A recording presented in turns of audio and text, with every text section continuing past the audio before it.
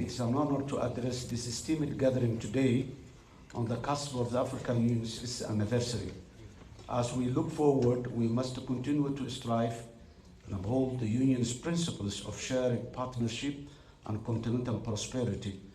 It's imperative that we remain steadfast in our commitment and pursuit of Agenda 2063 goals, which will shape and nurture the African Union's aspiration to become a beacon of multilateralism and pave the way for the Africa we want and desperately need to realize the full potential of all Africans.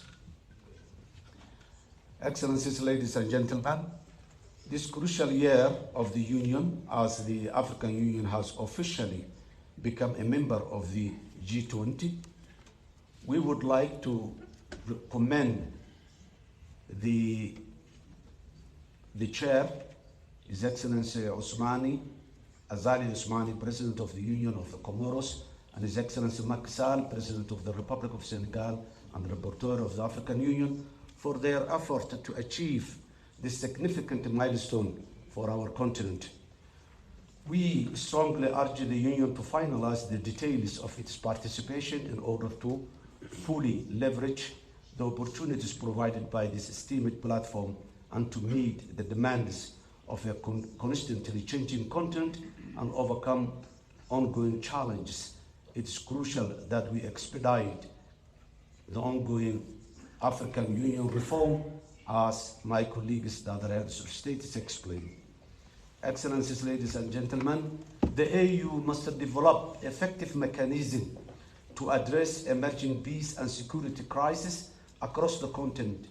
It is essential that the AU adopts clear and concise preventive approaches to ensure stability and long-lasting peace, to ensure that member states' sovereignty and territorial integrity are respected by other members which seek to illegally and forcibly annex part of their territory, and also encourage separatism and secessionism in the continent, which is a long-term, which have a long-term effect for the agendas that we are pursuing if we don't have internal stability among our member states. It has been publicly said in many forums that the sovereignty, the territorial integrity, and the unity and the political independence of member states are a sacrosanct in the Charter of the African Union. In this regard, I would like to stress that the AU cannot survive, nor will there be a prerequisite peace and stability to achieve the positive development and objectives of the Agenda 2063 it aspires to, if the African Charter in safeguarding the principles of sovereignty, unity, and territorial integrity among African states is not respected and strictly adhered. Here I would like to emphasize the illegal MOU that the Democratic Republic of Ethiopia has signed with a regional state in Somalia by annexing parts of our country to Ethiopia. This is a beginning, and it's an opening of a Pandora box in the stability of Africa.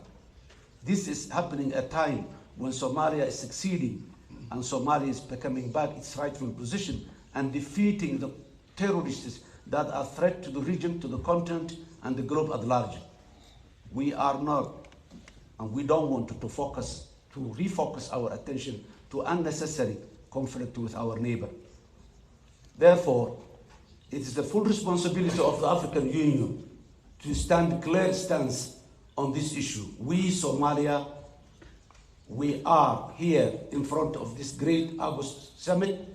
Our country is threatened by the annexation of part of it. It's not only the violation of the sovereignty and territorial integrity, it is the violation of African Union principle. It has been agreed in 1960, although Somalia has not endorsed it, that the African Union borders will remain as the colonial borders left before the independence. This MOU threatens that principle also changes the border. With this MOU, Somalia's borders will be changed, and I appeal to the African Union to clear their position on this matter.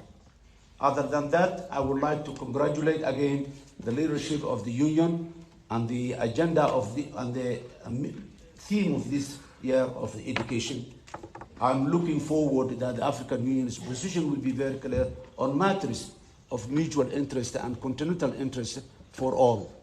I thank you, Your Excellencies.